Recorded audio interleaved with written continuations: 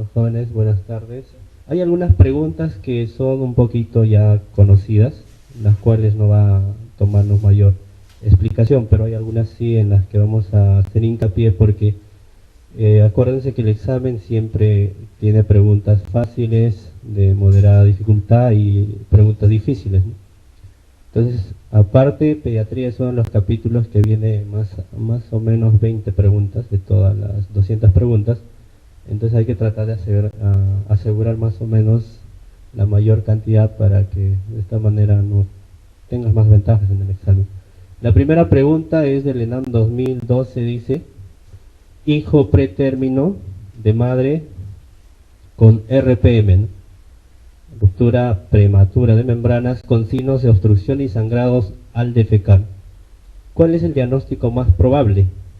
Entonces, cuando nosotros estamos ante una pregunta, lo primero que vamos a hacer es buscar acá palabras claves, ¿no? No lo he puesto porque eso es un ejercicio que ustedes también lo van a hacer. Entonces, acá estamos viendo que es un recién nacido pretérmino. Aparte, la madre tiene ruptura prematura de membranas. Entonces, tenemos dos problemas: pretérmino, ruptura prematura de membranas.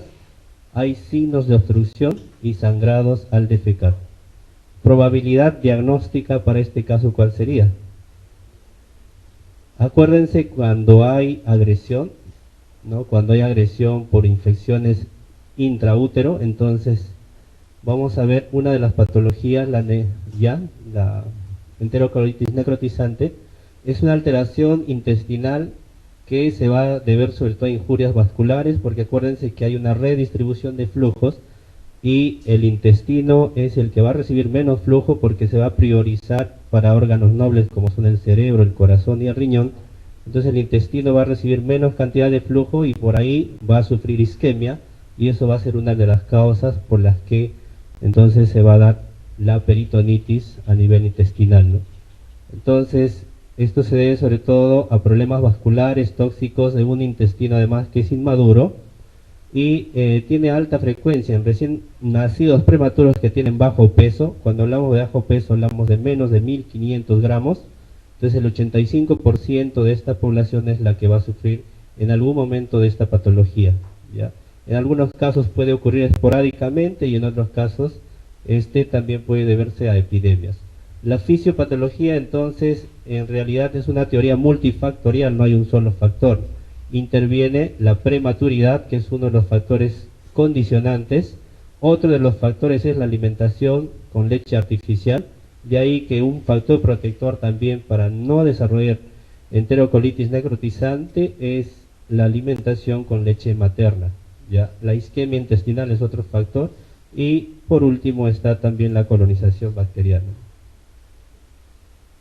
Entonces hay una clasificación de Bell. Esto difícilmente preguntan en los exámenes, pero hay que saberlos de manera general, ¿no?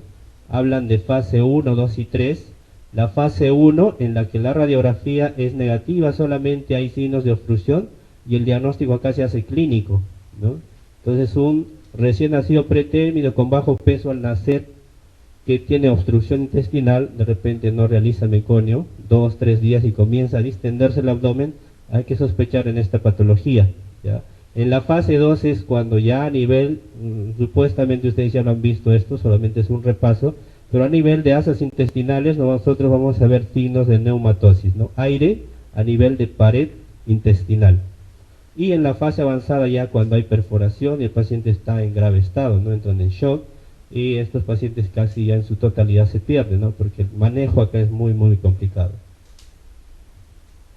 Entonces el tratamiento médico, reposo gástrico, ya se usa antibióticos de amplio espectro, se va a estos pacientes se les tiene que hacer seguimiento estricto con radiografías seriadas. En este caso ya no se da nutrición enteral, se da nutrición mediante un catéter central, a eso se llama nutrición parenteral, y los exámenes de laboratorio también van a ser seriados. Las indicaciones quirúrgicas solamente cuando hay perforación intestinal, cuando hay celulitis en la pared intestinal o cuando hay gas en vena porta. A veces preguntan esto, ¿no? ¿Cuáles son las indicaciones quirúrgicas de enterocolitis necrotizante? Entonces nunca se olviden de gas en vena porta, ¿ya? Esa es una de las preguntas que con frecuencia las hacen. Entonces la clave sería NEC, ¿no? Enterocolitis necrotizante. Siguiente pregunta es, ¿qué vacuna está contraindicada en gestantes? De las 5 que mencionamos ahí, ¿qué vacuna está contraindicada? En realidad hay una lista, ¿no? Entonces las vacunas contraindicadas durante el embarazo son las vacunas que van a tener virus vivos atenuados. Ya estas no deben administrarse en la gestante, inclusive 3 meses siguientes, ¿no? Cuando ésta tiene posibilidad de salir embarazada, ¿no? Estas son las que tienen entonces los virus vivos atenuados, y esto es la SPR, la rubiola, y hay una vacuna que también se aplica vía oral, es para contrarrestar la fiebre tifoidea, ¿no? Sarampión, rubiola y paperas no se debe aplicar, ¿no? Entonces de las que están acá, paperas, ¿no? La siguiente esta es una de las preguntas más difíciles para todos, ¿no? O sea, fallar en esto está permitido, ¿ya? Porque es una pregunta muy rebuscada, son los estadios de desarrollo de Tanner, ¿no? Y esto esto sí hay que saberlo de memoria, porque es la única manera. Dice, una niña en la escala de Tanner tiene las siguientes características: mama aumentada de tamaño y areola aumentada, sin doble contorno, y a nivel de vello pubiano encontramos vello pubiano rizado. ¿Cuál es el estadio según Tanner? Entonces ahí es el estadio 3, y vamos a ver acá, ¿no? Los estadios de Tanner se diferencian tanto para el hombre como para la mujer. Ya para la mujer en este caso, el estadio 1 de Tanner son mamas infantiles, solamente hay una discreta sobreelevación del pezón, y a nivel pubiano nosotros vamos a ver ligera vellosidad infantil. En el estadio 2, el brote mamario es el que llama la atención, las areolas y pezones sobresalen como un cono, y acá aumenta el diámetro de la areola, ¿no? A nivel pubiano lo que vamos a ver es que hay vello escaso, el vello es lacio, ¿ya? Entonces acá si queremos memorizar dos cosas, brote mamario y el vello escaso lacio, ¿ya? Ligeramente pigmentado. Entonces en el estadio 3, diferenciando el anterior, ya vamos a ver que acá el vello es rizado, ¿no? Y justamente eso era la pregunta, ¿no? El vello es rizado, hay elevación de la mama y de la areola. Entonces, la pregunta que nos han hecho corresponde al estadio 3 de Tanner. En el estadio 4 ya la areola y el pezón pueden distinguirse, ya a nivel de vello pubiano ya vamos a ver una arquitectura más o menos comparada con la del adulto. En el caso de las mujeres, el típico signo de triángulo a nivel pubiano, y en los varones es la forma romboidal, ¿no? Entonces eso nos diferencia. Y el estadio 5 ya es una mujer que tiene todas las características de una mujer, tiene desarrollo mamario total, y hay diferenciación, ¿no? Sobresale el pezón, lo mismo que a nivel de vello, vamos a ver que a veces en el borde interno del muslo también se va a poblar de vello, ¿no? Y todo el vello va a ser de manera triangular y rizado, ¿no? A ver, la siguiente pregunta: se recibe en consulta a un niño de 5 meses de edad cuyo signo mayor es la pobre ganancia ponderal, ¿ya? Entonces tenemos, a ver, el escenario que nos están acá pintando es un niño de 5 meses, ¿ya? Su peso al nacer fue 3.700 gramos, tiene 5 meses, el peso actual 4.500, ha ganado poco, ¿no? ¿Cuántos gramos nomás ha ganado? En 5 meses, ¿cuántos gramos ganó? 800, ¿ya? Hay una memotecnia, no sé si se acuerdan, ¿no? Al sexto mes debe duplicar el peso, ¿no? Al año triplica, y a los 2 años cuadruplica, ¿no? Entonces esa memotecnia siempre tienen que tenerlas. A los 6 meses, al año y a los 2 años, ¿no? Duplica, triplica y cuadruplica, ¿ya? En este caso, miren, si nació con 3.700, estamos cerca del sexto mes, debe haber duplicado, por lo menos estaría pesando 7 kilos, ¿no? Pero mira en cuánto está su peso. Entonces, analizando la pregunta de manera rápida, es un niño que no está ganando peso. Entonces, patologías que no ganan peso a la cabeza, de lejos, sin que tú acabas de leer la pregunta, están pensando en cardiopatías congénitas, y a la cabeza las cardíacas, ¿no? Entonces, mira, yo con esto nomás ya puedo tener mi respuesta más rapidito y que marcarían. Acuérdense que el examen también es un examen que no solamente mide conocimiento, sino también habilidad, ¿no? La rapidez con la que tú identificas tu problema. En este caso, en estas tres primeras líneas ya tienes más o menos una idea de lo que le están preguntando. Y lo demás ya es un complemento, le están corroborando, le están reforzando para que tu respuesta sea la más idónea. Entonces la madre refiere, esto es otra clave, que lacta de manera entrecortada, y otro más es sudoración excesiva y a veces se muestra irritable porque no se llena. Estos niñitos tienen gran dificultad respiratoria, ¿no? O sea, no pueden lactar porque al momento de lactar incrementan el gasto cardíaco y por lo tanto va a presentar toda la sintomatología adrenérgica como es la sudoración, a veces la taquicardia, ¿no? Y mira, acá te dicen eso, ¿ve? Está taquipneico también, ¿no? Son síntomas todos correspondientes a la insuficiencia cardíaca congestiva, ¿no?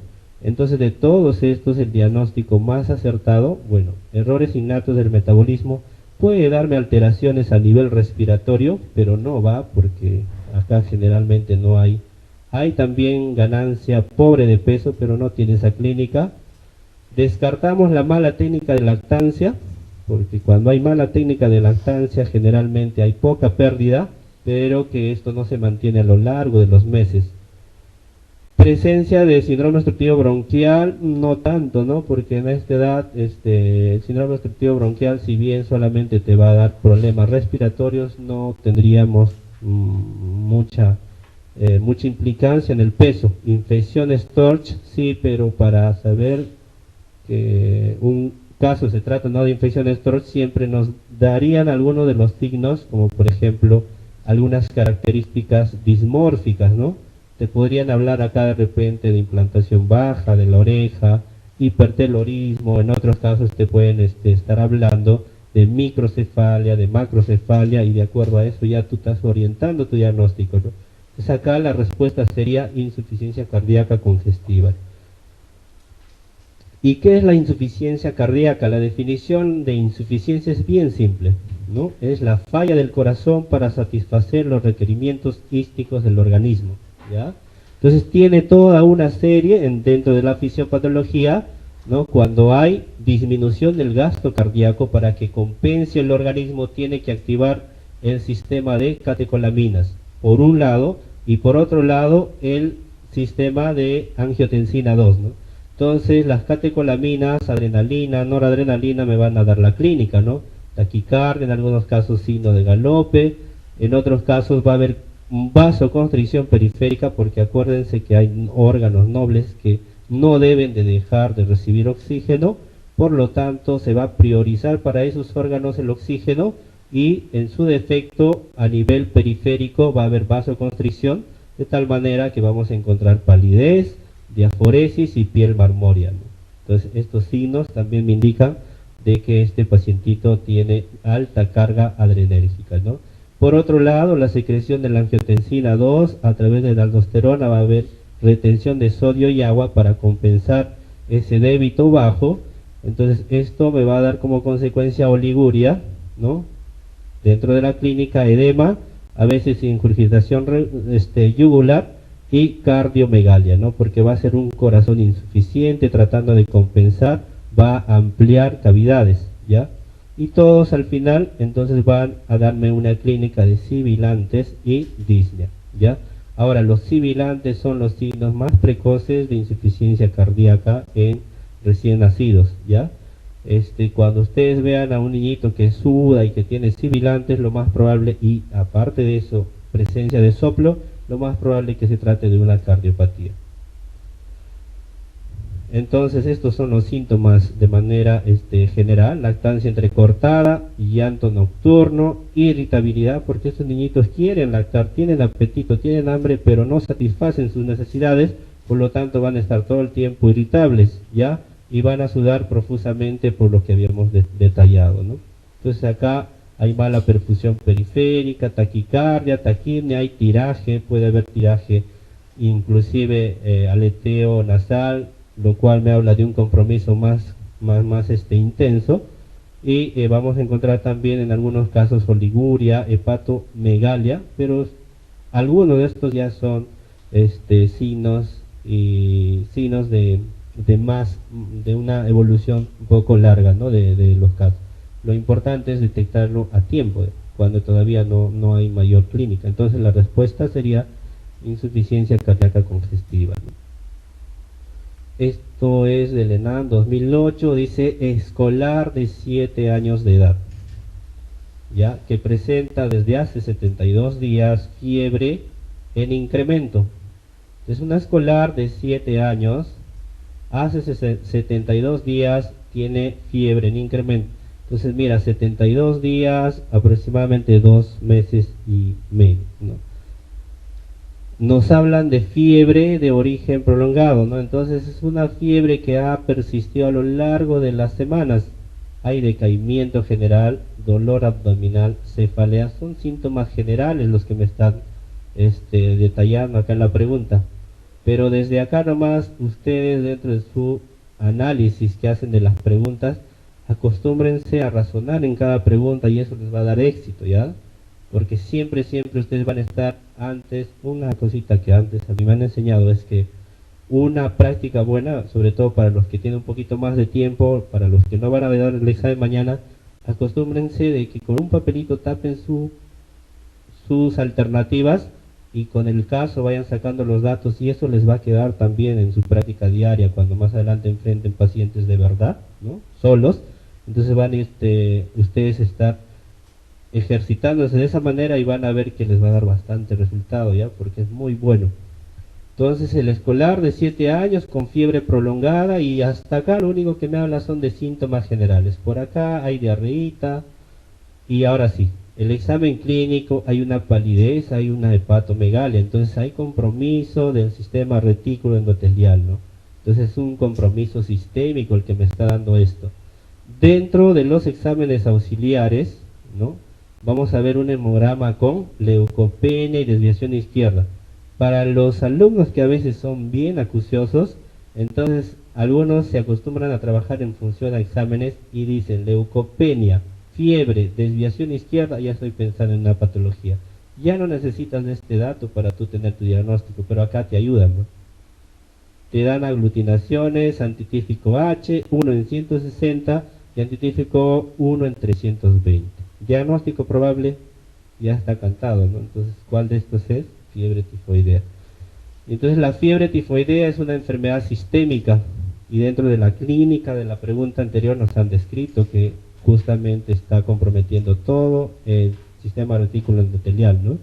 Entonces, se presenta febril, es de inicio agudo, origen entérico y es secundario. La mayoría está ocasionado por Salmonella typhi, ¿ya? Ocasionalmente las otras, las paratyphi, que son menos frecuentes, pero acuérdense de typhi y en segundo lugar paratyphi, ¿no? Y algo que también hay que recordar que esto es una enfermedad, una patología que solamente afecta al ser humano.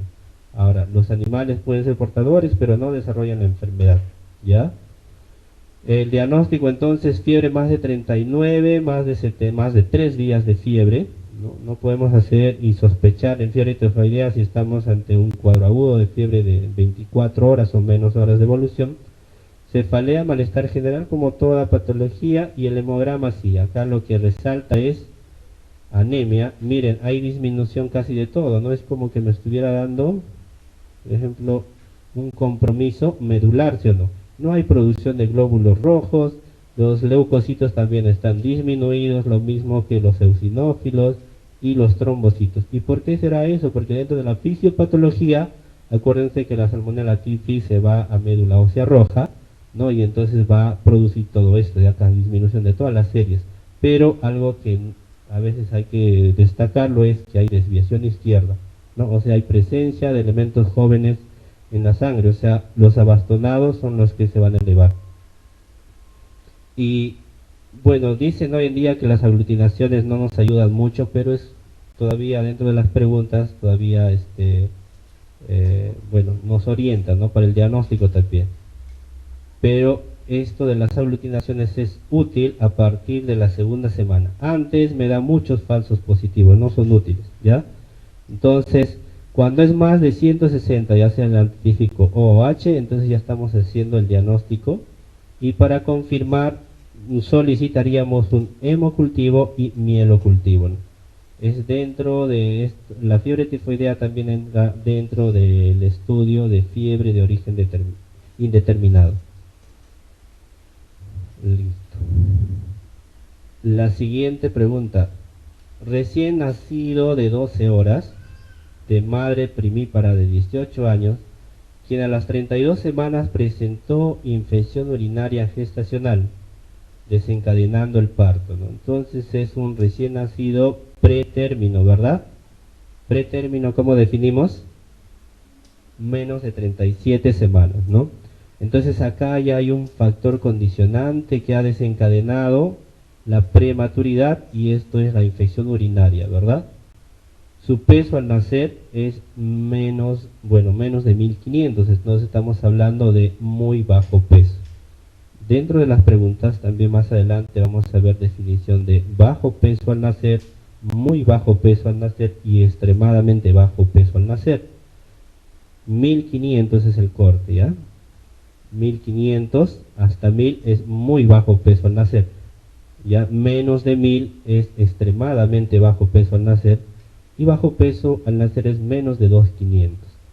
Entonces este es un recién nacido pretérmino con muy bajo peso al nacer y tiene dentro de un score que me ayuda para identificar problemas respiratorios, el test de Silverman-Anderson está en 8 puntos, ¿no? Pero lo curioso es que tiene un hemograma normal, ¿no? ¿Cuál es el diagnóstico de primera elección? ¿Qué marcarían ustedes? ¿Qué marcarían de todas estas? Membrana hialina. ¿Por qué membrana hialina? Y aquí te están ayudando, ¿no? Si esto no te pusiera, ¿qué marcarías?